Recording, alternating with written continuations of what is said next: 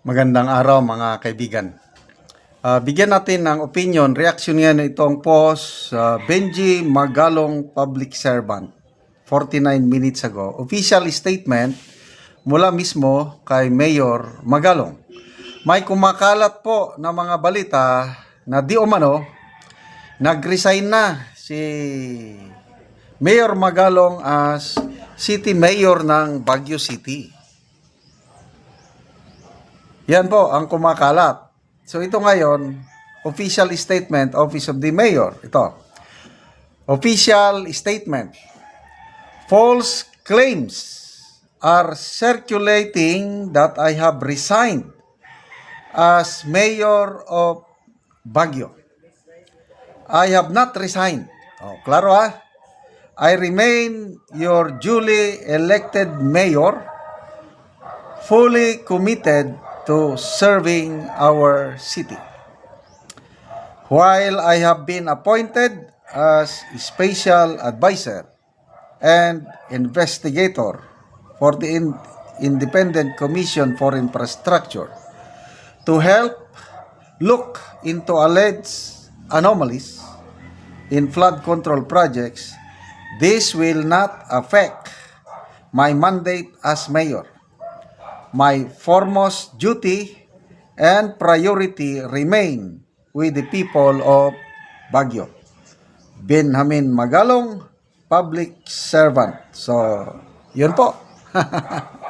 So, una, tanong, bakit may nagpapakalat ng ganyang balita na nag-resign na si Mayor Magalong? Ano ang motive nila? Yun ang tanong eh. Ano ang motive nila? Bakit niya ipakalat na? Ano sa tingin nyo? Kung ako ang inyong tatanungin, ito yung mga grupo na ayaw nila na maisama si Mayor Magalong as part of this independent commission. Nangangatog na ang tuhod nila dahil alam nila hindi sila sasantuhin ni Mayor Magalong. May proven track record na po si Mayor Magalong. Yung nung nasa active service pa siya sa PNP, narinig ko siya, may pinaimbestigan sa kanya yung anomaly sa NIA, mga anomalous projects, mga irigasyon. Grabe. Nakita niya yung grabing talamak na korupsyon panahon ng Pinoy administration. Doon. Pangalawa, yung Mama Sapano massacre na ngayon. Na wala siyang sinasanto. Even the sitting president by the time, hindi niya pinalampas. Nung nakita niya sa kanyang investigasyon na may pagkukulang ang Pangulo, isinama niya sa kanyang final report na according to him, kinausap siya na huwag nang isama at in return, bibigyan siya sure na maging PNP chief siya. So, doon niya napatunayan yung kanyang integrity. Nasabi niya, yung ranggo na yan, mawawala, yung konsensya, hindi habang buhay. Kaya malinis po ang konsensya ng ating magaling, mabuti, whatever, na Mayor Benji Magalong. He is a real public servant. Kaya ngayon, natatakot na sila.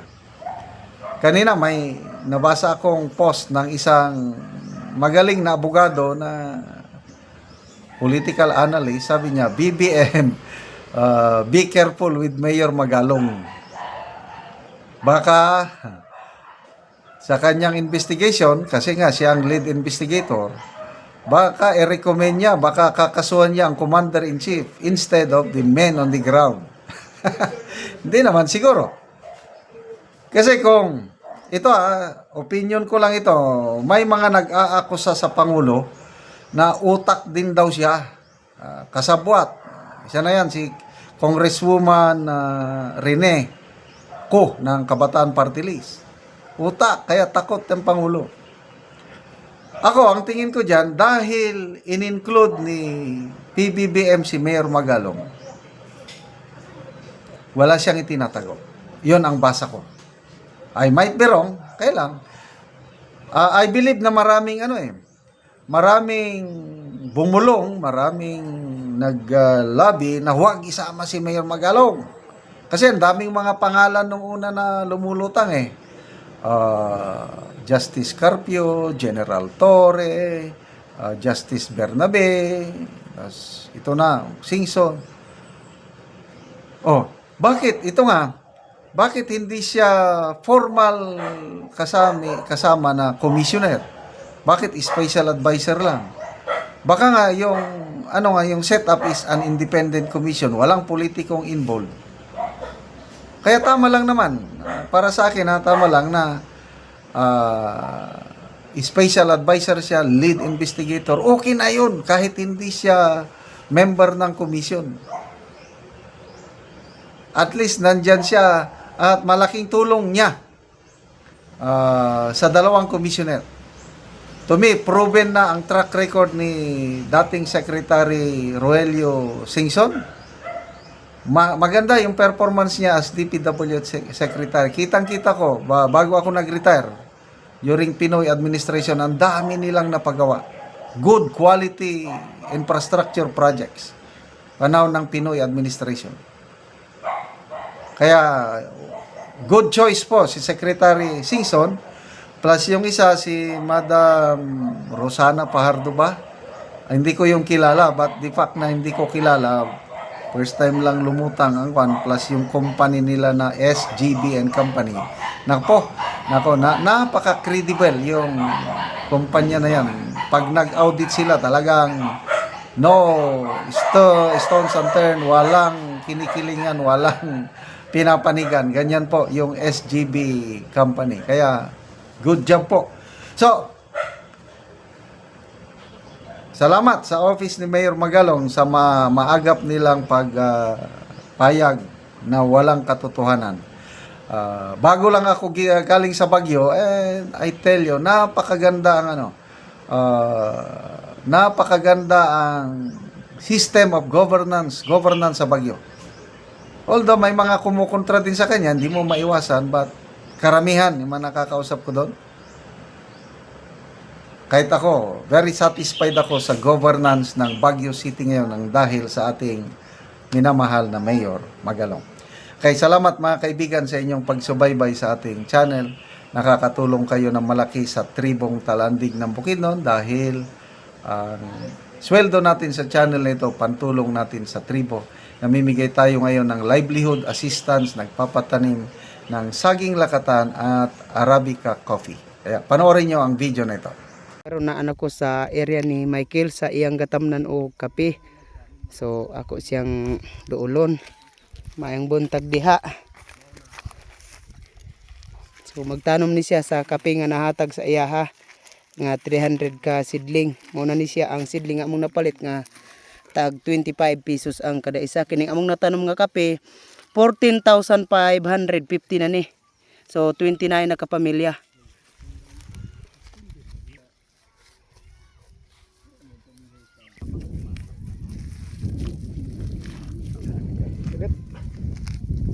Tambok. Og muna ni ang nahuman niya og mga tanom. So tama na dito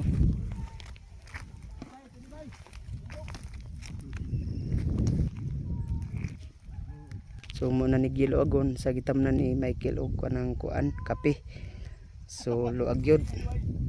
Yana kayo.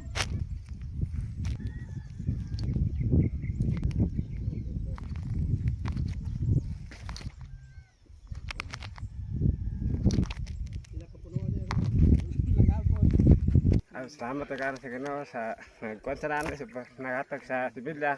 Salamat ka sa giatag nga sa abot na panansat nga karon sa nani makakuan din sa among ka wadon. Makasuporta. Pila daya imong anak? Kuan. Upat. Pila na tanan naga-eskwela? Ang kanana karon na eskwela na ako isa. Isa ang imong estudyante. Oh. So ang tulo dili pa ga-eskwela. Kuan na sila grade 7 naman sana. Kuan naman sila magpadaan nag-eskwela ka. Ulang tagan. Kalisod. Tapos na ko kape makasuporta na kaano makapadaan sila mga bata. Oh, sige, salamat kaayo. Sa